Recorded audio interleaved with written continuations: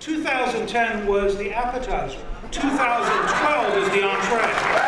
The all-important must-have for 2012 is this: making Barack Obama a one-term president. I'm Jeff Zeleny. We're here at the Conservative Political Action Conference in Washington, D.C., where more than 10,000 Republicans have gathered from across the country.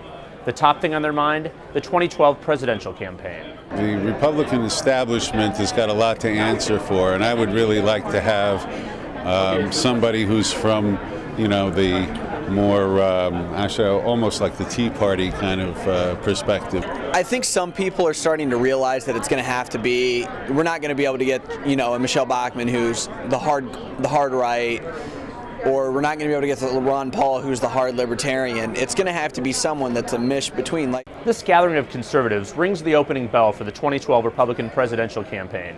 No candidates have yet announced, but nearly all of them have come here to make their case to conservative activists why they should be the nominee to challenge President Obama in 2012.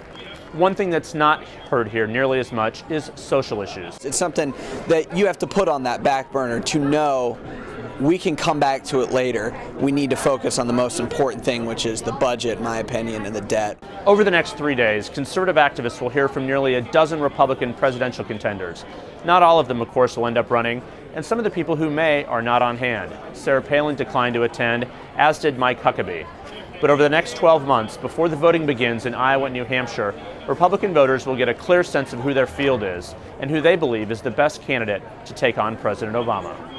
I think it's going to be a really close race. If you would have asked me last year, I would have thought that Obama would have no chance of winning. But he's an excellent politician, and he's positioning himself on certain issues. But I think ultimately people will see where he really is, along the political spectrum.